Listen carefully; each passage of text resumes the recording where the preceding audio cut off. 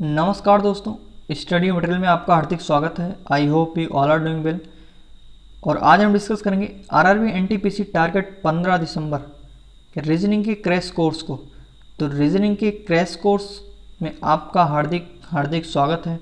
इसमें मैं most important expected question को डिस्कस करूँगा कि जो आरआरबी एनटीपीसी सीबीटी 1 या ग्रुप डी के एग्ज़ाम में रीजनिंग में आ सकते हैं या फिर डेफिनेटली आप इनको एग्ज़ाम में देखेंगे। तो चलिए शुरू करते हैं वीडियो को। इसका मैंने पार्ट फर्स्ट कल मैंने अपलोड कर दिया हुआ है। तो डेली ये टारगेट क्रैश कोर्स चलेगा शाम 4 बजे, आप लोग जुड़ना ना भूलें। तो चलिए शुरू करते हैं। पहला क्वेश्चन है, तो ताबड़तोड़ बैटिंग करनी है यहाँ पर और आरआरबी एनटीपीसी को गर्दा गर्दा कर देना है। तो चलिए शुरू करते हैं। अव्यवस्थित शब्दों को उनके वास्तविक क्रम में व्यवस्थित कीजिए तथा उनमें से बेजोड़ शब्द ज्ञात कीजिए। इसमें आपको क्या करना है कि ये जो वर्ड गिवन है इनको अरेंज करना है। देन फिर अरेंज करने के बाद उनकी मीनिंग निकालनी है कि उनमें बेजोड़ कौन सा है, यानी कि कौन सा शब्द अलग है। तो देखिए इसमें सारे जो वर्ड है ना वो अलग अलग लिखे हुए हैं। अगर आप देखिए RUMTCPEO, इससे कोई वर्ड निकल रहा है क्या? नहीं निकल रहा है। OAPPTL, इससे कोई वर्ड निकल रहा है क्या? नहीं निकल रहा है। इनको अरेंज करना पड़ेगा। इनको जब आप अरेंज करोगे तो वहाँ से एक वर्ड आपको मिलेगा। अगर मैं पहले वाले वर्ड को अरेंज करूँ तो आप इसको ध्यान से देखिएगा, RUMTCPEO, इसका मतलब कि ये जो वर्ड है ना ये कंप्यूटर की मीनिंग दे रहा है, कंप्यूटर का जो है सेंस दे रहा है। कंप्यूटर लिखा हुआ है बस, और कुछ नहीं लिखा हुआ है। तो इसमें जो है ये कंप्यूटर लिखा हुआ है। इसको अगर आप देखोगे OAPPTL, तो ये लैपटॉप लिखा हुआ है, लैपटॉप लिखा हुआ है। और इसको अगर देखोगे NTVESILON, तो ये लिखा हुआ है टेलीविज़न। तो अब इसको आप पहचानोगे कैसे? इतना जल्दी तो आप एग्ज़ाम में क्लिक नहीं कर पाओगे क्योंकि एग्ज़ाम में टाइम कम होता है और एग्ज़ाम का प्रेशर होता है। तो इसको करने का तरीका यही है कि आप जो है इस पर कम से कम लगभग 150 से 200 क्वेश्चन जो है आप प्रैक्टिस कीजिए, तब आप इसको देखते ही पहचान जाओगे कि आखिर में लिखा क्या है। और एनटीपीसी की अगर मैं बात करूँ तो रिपीटेड क्वेश्चन आपको देखने को मिलता है वहाँ पर, प्रीवियस ईयर के चाहे फिर वो किसी भी एग्ज़ाम में ग्रुप डी या फिर जो है ALP में आ चुके होते हैं। तो रिपीटेड क्वेश्चन आपको वहाँ पर ज़रूर देखने को मिलेगा। तो जब आप मैक्सिमम इस पर प्रैक्टिस करोगे तो आपको देखते ही पता चल जाएगा कि आखिर ये वर्ड है क्या। तो यहाँ पर इस पहले वाले वर्ड को लिखा हुआ है कंप्यूटर, और मैंने जो है इसकी स्ट्रेटजी, इसकी रणनीति बनाई हुई है, महारणनीति के नाम से हमारा जो वीडियो अपलोड किया हुआ है, आप प्लेलिस्ट में जाकर देख सकते हैं। तो इसका हो जाएगा कंप्यूटर पहले वाले का, दूसरे का हो जाएगा लैपटॉप हो जाएगा, तीसरे का हो जाएगा टेलीविज़न। ये तीनों क्या है? विद्युत उपकरण है। तीनों के तीनों क्या है? विद्युत उपकरण है। तो इसमें अब आपको आगे चेक करने की ज़रूरत नहीं है क्योंकि 4 ही ऑप्शन है, तीनों क्या हो गए? विद्युत उपकरण हो गए। तो लास्ट वाला ऑप्शन आपका ऑटोमेटिक क्या हो जाएगा? करेक्ट हो जाएगा। तो लास्ट वाले ऑप्शन की अगर मैं बात करूँ तो इसकी आप मीनिंग निकालोगे तो नेकलेस, जब आप इसको अरेंज करोगे तो नेकलेस निकल के आएगा। नेकलेस जो कि क्या है? आभूषण है। तो आई होप कि समझ में आया होगा। अगर इतना क्लियर है तो प्लीज़ थम्सअप कीजिएगा और वीडियो को लाइक कर दीजिएगा और ज़्यादा से ज़्यादा शेयर कर दीजिएगा। और जो लोग इस वीडियो को पहली बार देख रहे हैं चैनल को जल्दी से सब्सक्राइब कर लेंगे और बेल आइकन को प्रेस कर लेंगे ताकि उन्हें डेली का अपडेट मिलता रहे। नेक्स्ट क्वेश्चन है, नीचे दी गई सूची में से बेजोड़ शब्द की पहचान कीजिए। इसमें बेजोड़ का मतलब भिन्न आपको बताना है। भालू, लेप्टिपस, मेढक, डॉल्फिन। तो इसका राइट आंसर हो जाएगा मेढक। कैसे पता चला मेढक होगा? अगर आप भालू को देखोगे तो भालू क्या है? एक स्तनधारी है। लेप्टिपस स्तनधारी है। डॉल्फिन भी क्या है? स्तनधारी है। लेकिन मेढक क्या है? आपका उभयचर है और एग्जाम में आ चुका क्वेश्चन है ये। तो इसका राइट आंसर हो जाएगा मेढक। नेक्स्ट क्वेश्चन है, दिए गए विकल्पों में से उस जोड़ी का चयन कीजिए जो कि पहली जोड़ी में दिए गए शब्दों के समान। तो ये सिमिलरिटी का क्वेश्चन है। अगर आप डेली इस चैनल को सब्सक्राइब करके डेली अगर आप जुड़ते हो शाम 4 बजे तो आपको एग्ज़ाम में यहीं से क्वेश्चन देखने को मिलेगा। ये मेरी 100% गारंटी के साथ मैं कह रहा हूँ। तो जितने भी आपके यार दोस्त हैं जो भी एनटीपीसी ग्रुप डी की तैयारी कर रहे हैं उन सबको ये वीडियो जो है शेयर कर दो ताकि वो भी जो है अपना सिलेक्शन ले सकें और वो क्या करें? अपनी लाइफ को आगे सेट कर सकें। तो नेक्स्ट क्वेश्चन है, यहाँ पर क्या बताना है कि जो जोड़ी ये गिवन है उसी के सिमिलरिटी आपको बताना है। तो आशावादी, निराशावादी, इसका मतलब क्या है कि आशावादी का मतलब होता है कि जो आशावादी होते हैं वो चीज़ों को क्या लेते हैं, पॉजिटिवली लेते हैं, और निराशावादी सारी चीज़ों को नेगेटिवली लेते हैं। तो यहाँ पर इसी से अरेंज आपको वर्ड ढूंढना है जो कि एक क्या हो, आपका जो है विलोमार्थी शब्द हो। सबूत की अगर मैं बात करूँ तो सबूत, घोषणा पत्र, इसका कोई सेंस नहीं निकल रहा है। पारदर्शी, पारभासी, कोई सेंस नहीं निकल रहा है। धोखा टालना, धोखा टालना, ये कोई सेंस लग रहा है, नहीं लग रहा है। तो अब ये देखिए लास्ट वाला, दुखद और हास्यप्रद, यानी कि जो दुख एक तरफ कह रहा है और हास्यप्रद यानी कि प्रसन्न, तो ये आपका राइट आंसर हो जाएगा फोर्थ वाला। तो इसमें टाइम बिल्कुल भी नहीं लगेगा, अगर आप डेली प्रैक्टिस करते हो तो डेफिनेटली आपको विद इन अ सेकेंड, ऐसे तो क्वेश्चन आपको भन्न भन्न उड़ा देना है बस एग्जाम में। नेक्स्ट क्वेश्चन है, निम्नलिखित प्रश्न में अन्य विकल्पों में से बेजोड़ विकल्प ज्ञात कीजिए। आपको फिर से और बताना है यहाँ पर DFH। अब आप क्या करोगे, ऐसे क्वेश्चन को सॉल्व करने का आपको नंबरिंग याद होनी चाहिए। ए से लेकर जेड तक कि ए कितने नंबर पे आता है, ए से लेकर और जेड तक आपको नंबरिंग याद होना चाहिए। तो ये याद करने का मैं तरीका आपको सिंपली बता देता हूँ। अगर आपको याद ना भी हो तब भी आप एग्ज़ाम में क्या करिएगा, जो आपको पेपर मिलता है वहाँ पर उस पेपर पे आप लिख लीजिएगा ए से और जेड तक। तो कैसे लिखोगे, ABCDEFGHIJKLM। अब M के बाद से आप वापस आ जाओ, M के नीचे लिखोगे NMNOPQRSTUVWXY और Z। ये आपका जो है ब्रह्मास्त्र तरीका है। अगर आपको याद नहीं रहता है तो इससे आपका नंबरिंग भी पता हो जाएगा और अपोजिट भी पता हो जाएगा।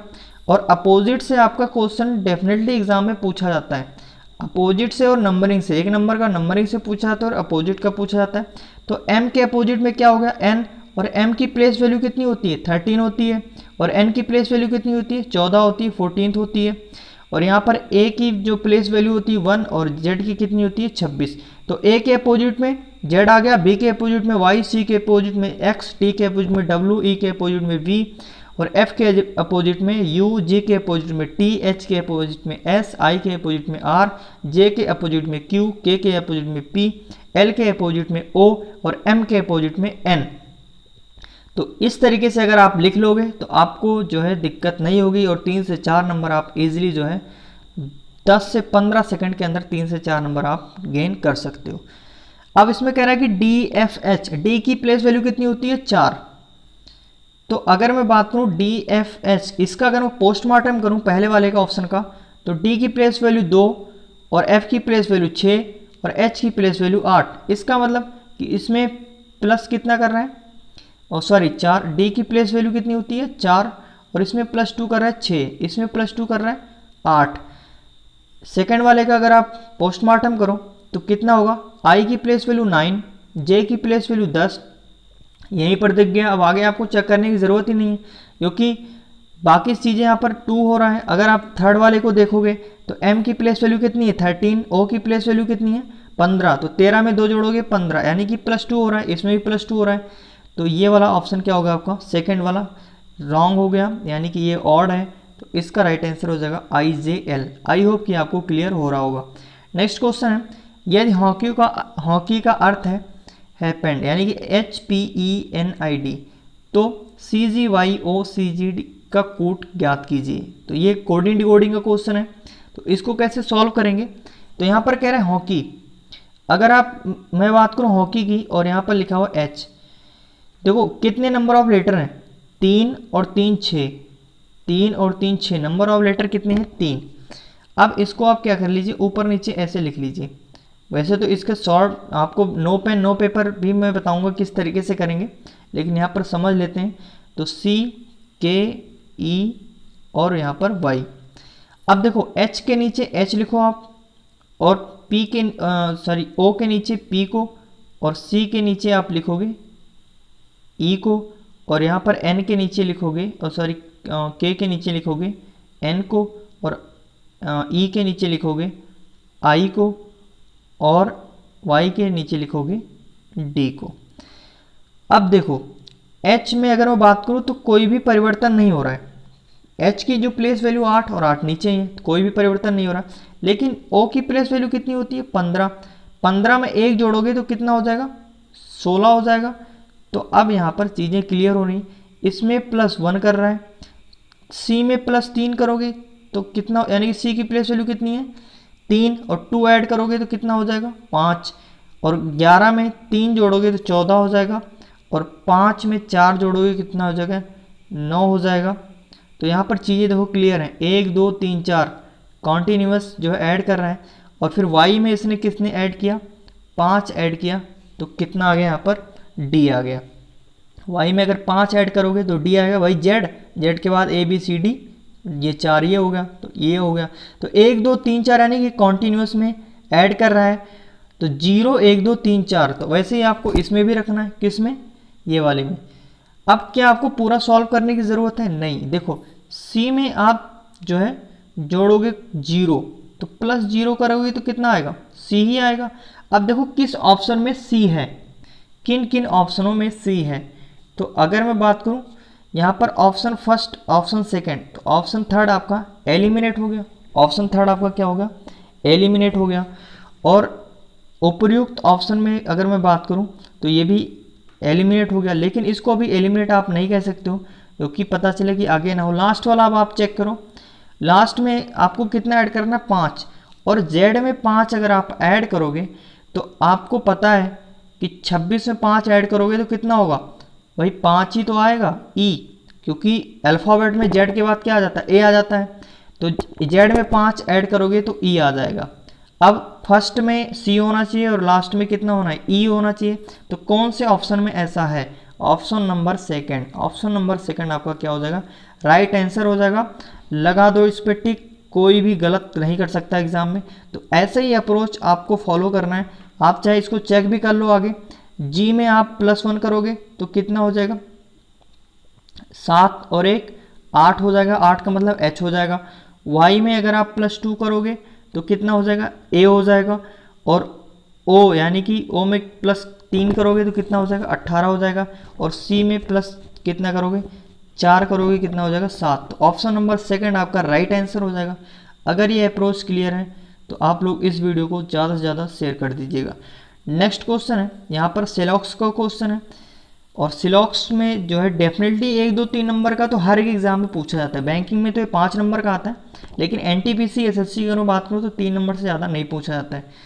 तो यहाँ पर जो है कह रहा है कि कुछ मेज कुर्सियाँ हैं, कुछ जो है मेज़ क्या है वो कुर्सी हैं। तो यहाँ पर मैं मेज़ लिख देता हूँ, कुछ मेज़ क्या हो गई, कुर्सी हो गई, कुछ मेज़ कुर्सी हो गई, इस तरीके शॉर्ट फॉर्म में लिख दे रहा हूँ मैं। सभी कुर्सियाँ बल्ब हैं, सभी कुर्सियाँ क्या हो गई, बल्ब हो गई, ये हो गया बल्ब। उसके बाद कह रहा है कि कुछ बल्ब ट्यूबलाइट है, कुछ बल्ब क्या है, ट्यूबलाइट है, यहाँ पे बना दे रहा हूँ मैं ट्यूबलाइट। कुछ बल्ब क्या है, ट्यूबलाइट, ये मेज है। अब निष्कर्ष कह रहा है कि कुछ मेज ट्यूबलाइट हैं। अब आप इसमें देखो, क्या मेज और ट्यूबलाइट के बारे में कोई भी इंफॉर्मेशन आपको यहाँ पर मिल रही है, नहीं, क्योंकि सारी चीज़ें अलग हैं। भाई मेज़ अलग है, कुछ मेज़ तो क्या है, कुर्सी हैं, वो तो बात ठीक है। उसके बाद कुछ मेज़ बल्ब भी हैं, लेकिन मेज़ और ट्यूबलाइट के बारे में डायरेक्ट कनेक्शन नहीं मिल रहा है। तो कभी भी जब डायरेक्ट कनेक्शन ना मिले तो आप इस पर डेफिनेटली मार्क नहीं कर सकते हो कि कुछ मेज़ ट्यूबलाइट हैं। तो पहला वाला आपका गलत हो जाएगा, फर्स्ट आपका आंसर नहीं करेगा, कुछ मेज ट्यूबलाइट नहीं है। नेक्स्ट है सभी बल्ब कुर्सियां हैं। अब देखिए, क्या सारे के सारे बल्ब कुर्सी हैं, नहीं है। सारे के सारे कुर्सी बल्ब हैं, लेकिन सारे के सारे बल्ब कुर्सी नहीं है, केवल कुछ हैं, सारे के बारे में आपको पता नहीं है। तो ये भी क्या हो जाएगा, रॉन्ग हो जाएगा। तो इसका राइट आंसर हो जाएगा ना तो फर्स्ट और ना ही सेकंड अनुसरण करता है। तो इसमें राइट आंसर ना तो फर्स्ट ना ही सेकंड अनुसरण करता है। सिंपल सा हलवा सा क्वेश्चन था ये, ऐसे ही आपको करना है और एनटीपीसी को गर्दा गर्दा करके आना है। नेक्स्ट ये क्वेश्चन डायरेक्शन का क्वेश्चन है ये। इसमें लिखा हुआ P Q R S T U B 7 घर हैं। पी क्यू के 4 मीटर पश्चिम में है, पी जो है वो क्यू के 4 मीटर कहाँ पर है, वेस्ट में है। तो इस तरीके से डायग्राम आप बनाइए। डायग्राम इसमें बनाना पड़ेगा तभी आप कर सकते हो, बिना डायग्राम बनाए आप इसमें सॉल्व नहीं कर सकते हो। और भी सारे जो है डायरेक्शन के क्वेश्चन हैं जो विदाउट डायग्राम आप सॉल्व करोगे, वो भी जब मैं इसमें बेसिक से डिस्कस करूँगा चैप्टर वाइज, तो वहाँ पर मैं क्लियर करूँगा किस तरीके से without no pen and no paper आप कैसे जो है डायरेक्शन हो या ब्लड रिलेशन हो या सेटिंग अरेंजमेंट, और सेटिंग अरेंजमेंट अगर आप देखना चाहते हो तो उसकी भी सीरीज चल रही है। मैंने जो है 7 से 8 पार्ट बेसिक से डिलीट किया, सॉरी अपलोड किया हुआ है। तो उसमें जिसको सेटिंग अरेंजमेंट में कुछ भी नहीं पता, बिल्कुल ऐसे भी नहीं पता सेटिंग अरेंजमेंट का कि क्या होता है, वो उस वीडियोस को देख सकता है और वहाँ से आपको जो है डेफिनेटली हेल्प मिलेगी सेटिंग अरेंजमेंट क्वेश्चन को सॉल्व करने के लिए। बिल्कुल बेसिक से मैंने शुरू किया हुआ बच्चे वाले क्वेश्चन से। तो आ जाते हैं अपने इस क्वेश्चन पे। यहाँ पर कह रहा है कि पी क्यू के 4 किलोमीटर पश्चिम में है। किसके पश्चिम है? क्यू के। अब आपको डायरेक्शन पता होगा कौन सा होता है, ये मैं बता दे रहा हूँ। ये होता है इधर ईस्ट, और ये होता है इधर वेस्ट, इधर होता है नॉर्थ, और इधर होता है साउथ। ये होता है साउथ ईस्ट साउथ, और यहाँ पर होता है नॉर्थ ईस्ट, और यहाँ पर होता है साउथ वेस्ट, और यहाँ पर होता है नॉर्थ वेस्ट। तो इस तरीके से ये डायरेक्शन होते हैं यहाँ पर। अब कह रहा है कि जो है क्यू पी के पी क्यू के 4 मीटर वेस्ट में है। तो पी को आप यहाँ पे रख दीजिए और यहाँ पर रख दीजिए क्यू को। इसकी डिस्टेंस कितनी होगी? 4 मीटर होगी। ये क्लियर हो गया। उसके बाद कह रहा है कि एस क्यू के 4 किलोमीटर उत्तर में है। एस जो है ना वो क्यू के 4 किलोमीटर उत्तर में, तो यहाँ पर किसकी पोजीशन होगी? एस की पोजीशन होगी। उसके बाद कितना है? 4 किलोमीटर। फिर कह रहा है कि आर क्यू के 4 किलोमीटर पूर्व में है। आर जो है ना वो क्यू के 4 किलोमीटर, तो मैं क्यू को थोड़ा इधर बना देता हूँ। आर जो है वो क्यू के 4 किलोमीटर कहाँ है? पूर्व में है। यहाँ पर कौन हो गया? आर हो गया। फिर कह रहा है कि टी जो है वो क्यू के कहाँ है? यहाँ पर क्या लिखा हुआ है? हाँ टी। इस तरीके से एस को यहाँ बना देता हूँ मैं। टी क्यू के 4 किलोमीटर दक्षिण में। अब क्यू यहाँ पर है तो दक्षिण का मतलब 4 किलोमीटर यहाँ पर कौन हो जाएगा? टी हो जाएगा। ये टी इधर हो गया। फिर आगे कह रहा है कि वी एस के 4 किलोमीटर पूरब में है। अब एस कहाँ पर? एस ऊपर है, तो 4 किलोमीटर पूरब को मतलब यहाँ पर कौन आ जाएगा? वी आ जाएगा। ये वी हो जाएगा। उसके बाद फिर कह रहा है कि यू टी के 4 किलोमीटर पूरब में है। अब टी कहाँ पर है? यहाँ पर है, ये नीचे। तो यू किसके 4 किलोमीटर कहाँ पर है? पूरब में है। तो ये डिस्टेंस कितनी होगी? 4 किलोमीटर। और कौन हो गया?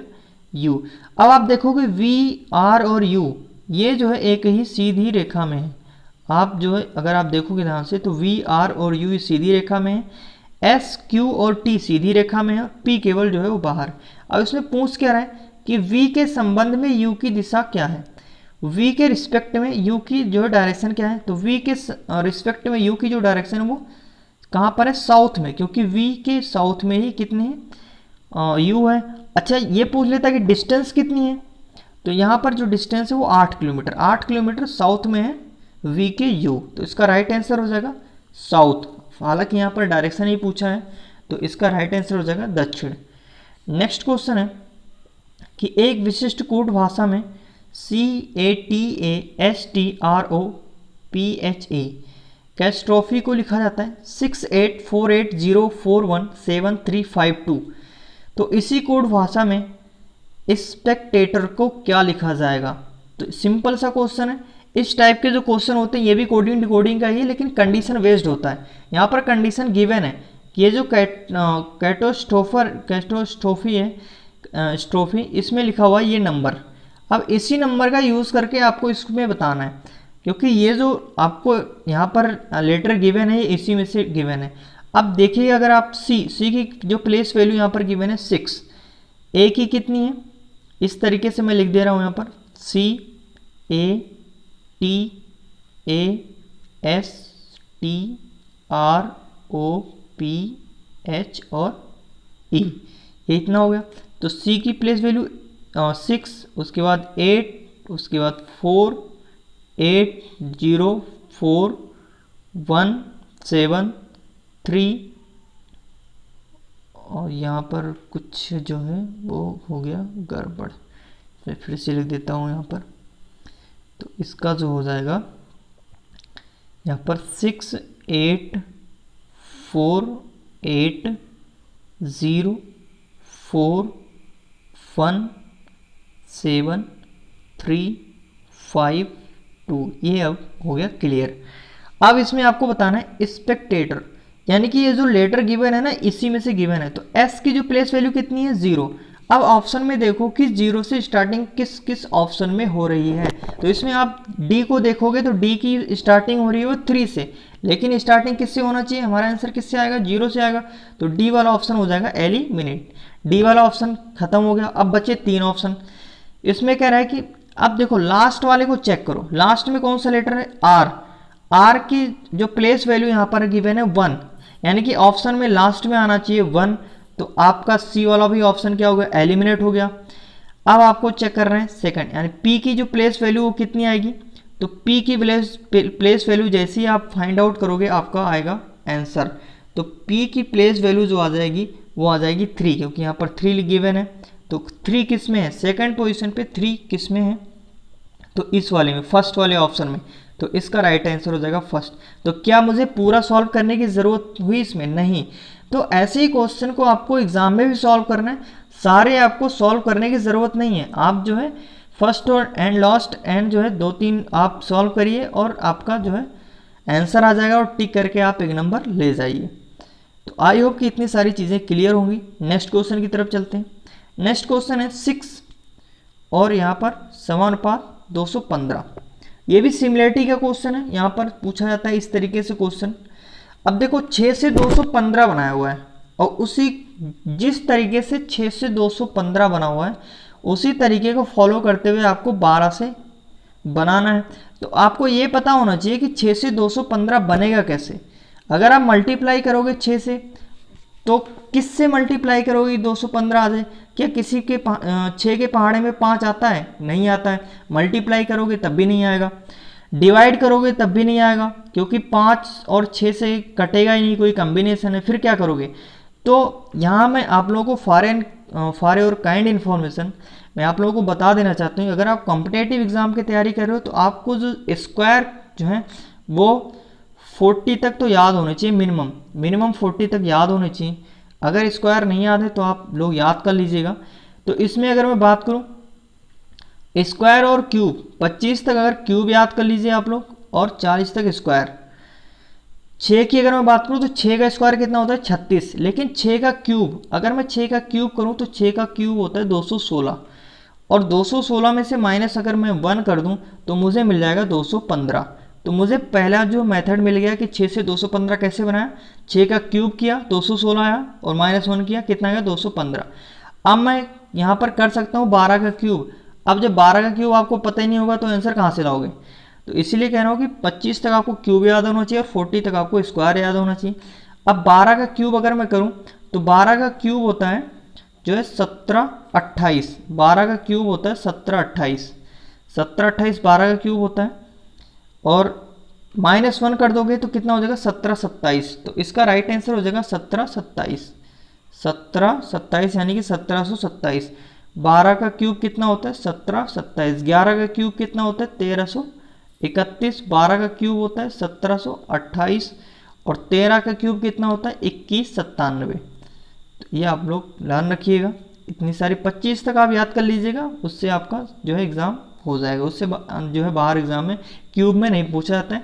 स्क्वायर तो आपको याद करने जितने भी याद हो जाए आपको उतने ही बेनिफिट होगा। तो इसका राइट आंसर हो जाएगा 1727। नेक्स्ट क्वेश्चन की तरफ चलते हैं। नेक्स्ट है ये सीरीज का क्वेश्चन है यहाँ पर D8V F24S H12P J36M। अब अगर आप इसको ध्यान से देखिएगा तो सबसे पहले लेटर को सॉल्व कीजिए। इस टाइप के जो क्वेश्चन आते हैं उसमें लेटर को सॉल्व कीजिए। पहले लेटर को मैंने सॉल्व किया तो +2 मुझे दिख रहा है, 6 में +2 किया और यहाँ पर +2 किया, यानी कि लेटर में +2 का कॉन्सेप्ट चल रहा है। अब जे में +2 करेंगे तो 12 आएगा। तो कौन कौन से ऑप्शन में 12 है, यानी कि एल किस किस ऑप्शन में है, तो तीनों ही ऑप्शन में, चौथे ऑप्शन में नहीं, एक ऑप्शन तो आपका एलिमिनेट हो गया। अब उसके बाद आप लास्ट वाले लेटर को सॉल्व कीजिए। वी को अगर आप देखेंगे और यहाँ पर एस को देखेंगे, वी और एस को देखेंगे तो यहाँ पर माइनस हो रहा है। वी की प्लेस वैल्यू होती है 22 और एस की प्लेस वैल्यू होती है 19। तो 22 में से अगर आप कितना घटाओगे, 3 घटाओगे तो कितना मिलेगा 19 मिल जाएगा, -3 हो रहा है यहाँ पर। और 19 में से 3 घटाओगे आप, -3 करोगे तो 16 मिल जाएगा, और 16 में से 3 घटाओगे -3 तो आपको कितना मिल जाएगा 13, और 13 में से -3 घटाओगे तो आपको मिलेगा 10, यानी कि लास्ट में जे आना चाहिए। अब देखो जे कहाँ कहाँ है, तो बी वाला ऑप्शन आपका एलिमिनेट हो गया, यानी कि आपको पूरा ही सॉल्व करना होगा। अब 8 का मल्टीप्लाई अगर आप 3 से कर दो, 8 गुणे 3 तो कितना मिल जाएगा आपको 24 मिल जाएगा। ठीक है, 24 मिल गया। अब यहाँ पर मामला गड़बड़ हो गया, क्यों? क्योंकि 24 के बाद तुरंत कितना आ गया 12 आ गया। तो जब भी इस तरीके से सीरीज चले तो इसमें मल्टीप्लाई और डिवाइड का कॉन्सेप्ट लगता है कि अगर कोई भी वैल्यू छोटी है, स्टार्टिंग में छोटी वैल्यू है और देन फिर एकाएक बड़ी अगर हो जा रही है वो तो मल्टीप्लाई हो रहा है, और देन फिर एकाएक अगर छोटी हो जा रही है तो उसमें डिवाइड का कॉन्सेप्ट लगेगा। तो इसमें मल्टीप्लाई और डिवाइड दोनों का कॉन्सेप्ट लगेगा। तो 8 की मल्टीप्लाई 3 से करोगे 24 आएगा, और 24 को डिवाइड कर दो 2 से तो कितना मिल जाएगा आपको 12 मिल जाएगा, और 12 को अगर आप मल्टीप्लाई किससे करोगे 3 से करोगे तो कितना मिलेगा 36 मिलेगा, और यहाँ पर 36 को अगर डिवाइड 2 कर दोगे तो कितना मिल जाएगा 18, तो लास्ट में आपका आएगा 18। तो ऑप्शन नंबर 3 आपका राइट आंसर हो जाएगा L18J, L18J आपका राइट आंसर हो जाएगा। तो आई होप की चीज़ें आपको क्लियर हो रही होंगी। नेक्स्ट यहाँ पर चलते हैं, यदि z बराबर 1, CAT बराबर 57, VR बराबर 82 तो पेंसिल का मान क्या होगा। तो यहाँ पर ये क्वेश्चन आपको बताना है। देखो z इसने एक कंडीशनल कोडिंग डिकोडिंग होती है, इसमें z की जो प्लेस वैल्यू रखी हुई है वो 1, और वैसे एक्चुअल में z की प्लेस वैल्यू कितनी होती है, तो एक्चुअल में z की प्लेस वैल्यू होती है 26, लेकिन यहाँ पर कितना माना हुआ है 1। तो इसका मतलब हम कह सकते हैं कि z की अपोजिट प्लेस वैल्यू ये ले रहा है। z के अपोजिट में कितना होता है 1 होता है, अभी मैंने स्टार्टिंग में बताया था किस तरीके से आप अपोजिट निकाल सकते हो। तो z की जो अपोजिट प्लेस वैल्यू होती है वो होती है 1, तो क्या सारे में अपोजिट जो है ये अप्लाई कर रहा है। तो कैट वाले को आप देख लीजिए, कैट में अगर मैं बात करूँ तो c की अपोजिट होता है x, और x की प्लेस वैल्यू होती है 24, a के अपोजिट में होता है z, और z की जो है होती है प्लेस वैल्यू 26, और t के अपोजिट में होता है क्या, यहाँ पर gt होता है। तो यहाँ पर t के अपोजिट में g होता है, और g की प्लेस वैल्यू होती है 7। तो इसमें जो है क्या हो जाएगा आपको, ये यहाँ पर मैं g लिख दे रहा हूँ क्योंकि t के अपोजिट में क्या होता है g। अब इसको आपस में ऐड कर लीजिए, 24 और 26 कितना हो गया 50, और 50 में 7 जोड़ोगे कितना हो जाएगा 57। तो इस तरीके से आपको कॉन्सेप्ट मिल गया, और बेयर को आपको चेक करने की ज़रूरत नहीं है क्योंकि एक ही कॉन्सेप्ट सब में लगेगा। अब आप पेंसिल का निकाल दीजिए, तो क्या सारा का सारा आप पेंसिल निकालोगे, भाई ऐड तो करना ही पड़ेगा, तो आपको लिखने की ज़रूरत नहीं है, आप डायरेक्टली कन्वर्ट कर दो ना। यहाँ पर भाई p की प्लेस वैल्यू कितनी होती है, p की प्लेस वैल्यू अभी मैंने लिखाया हुआ था, चलो एक बार और मैं रिवाइज करवा देता हूँ। तो यहाँ पर जो है इस तरीके से p की अगर मैं बात करूँ तो कप, KP कप, और कप का मतलब होता है कि 11-16। या एक चीज़ और मैं बता दे रहा हूँ आपको अपोजिट याद करने का सिंपल सा तरीका, कि जिस भी लेटर का आपको अपोजिट निकालना है उसको 27 में से घटा दो, 27 में से आप घटा दोगे तो उसका अपोजिट निकल जाएगा। जैसे मुझे 16 का अपोजिट पता करना है कि 16 के यानी कि p के अपोजिट क्या आएगा, तो p की प्लेस वैल्यू कितनी है 16, और 16 में से अगर आप 27 में से 16 घटा दोगे तो कितना निकल के आ जाएगा 11।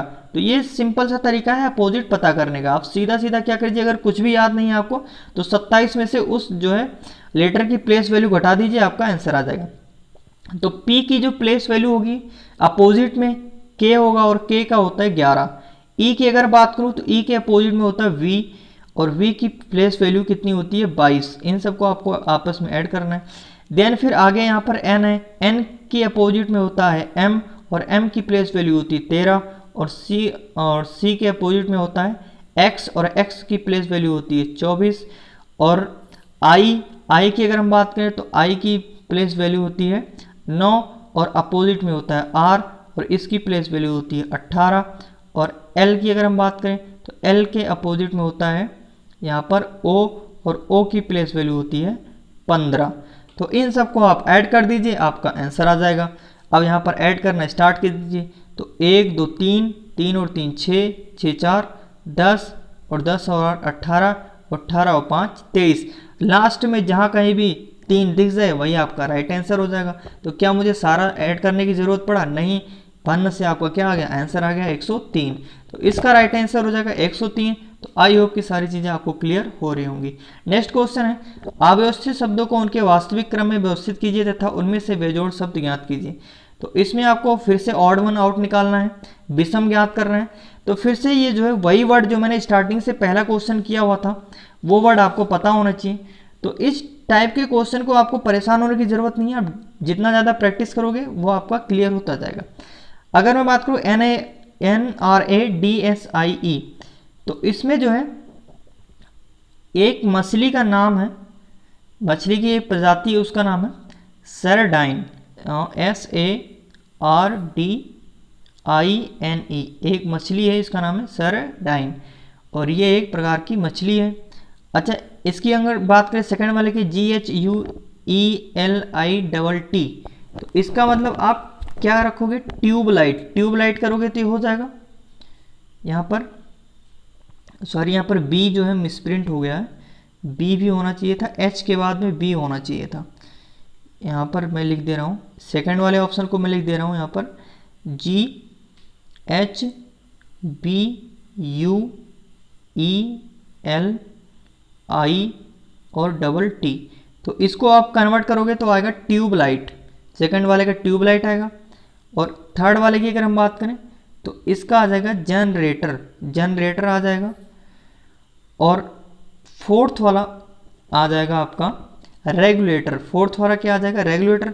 तो ये तीनों क्या हो गए, एक उपकरण है भाई, ट्यूबलाइट ये भी विद्युत उपकरण है, और यहाँ पर सेकंड वाला क्या था जो है जनरेटर, और उसके बाद रेगुलेटर, ये क्या है, उपकरण है। तो यहाँ पर सेरेडाइन जो है वो अलग है, मछली है, तो यहाँ पर इसका राइट आंसर हो जाएगा फर्स्ट, सेरेडाइन, यानी कि फर्स्ट वाला इसका राइट आंसर हो जाएगा। नेक्स्ट क्वेश्चन की तरफ चलते हैं। नेक्स्ट क्वेश्चन है 11 और 1330, यानी कि 11 से आपको 1330 बनाना है। किस तरीके से बनाया है वही मेथड अप्लाई करके आपको यहाँ पर फॉलो करना है। तो अभी मैंने बताया था कि 11 का आप क्यूब कर दीजिए, तो 11 का क्यूब कितना होता है 1331, और -1 कर देंगे कितना आ जाएगा 1330, 1330 इसका राइट आंसर हो जाएगा यहाँ पर। ये मेथड मतलब 1330 आया। अब इसमें ऑप्शन में चेक कीजिए कि क्या है, कौन सा फॉर्मूला इसमें लग रहा है। 10 अगर 99 अगर हम बात करें 10 का क्यूब कितना होता है, तो ये आएगा नहीं, ये ऑप्शन क्या हो गया आपका एलिमिनेट हो गया। 8 का क्यूब कितना होता है यहाँ पर 512, तो ये भी नहीं आएगा, ये भी एलिमिनेट हो गया। 81 ये तो है ही नहीं, बच गया कौन सा, ऑप्शन सी। 2 का क्यूब कितना होता है 8 -1 करोगे 7 आ जाएगा। तो आई होप की चीज़ें आपकी समझ में, तो यहाँ पर एक ख़त्म हो गया। तो आई होप की वीडियो आपको समझ में आया होगा। कैसा लगा आप लोग ज़रूर बताइएगा, और इस वीडियो को ज़्यादा से ज़्यादा शेयर कर दीजिएगा ताकि जितने भी NTPC के और ग्रुप डी की तैयारी कर रहे हैं उनके लिए ये हेल्पफुल लगे।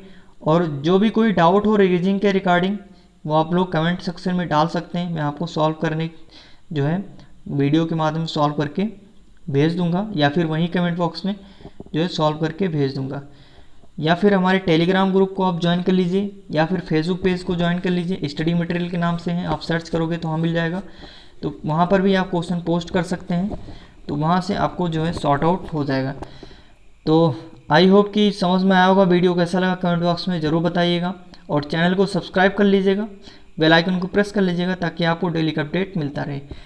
तो धन्यवाद, कल मुलाकात होगी ठीक शाम को 4 बजे। तब तक के लिए पढ़ते रहिए, मस्त रहिए और मुस्कुराते रहिए। जय हिंद, जय भारत।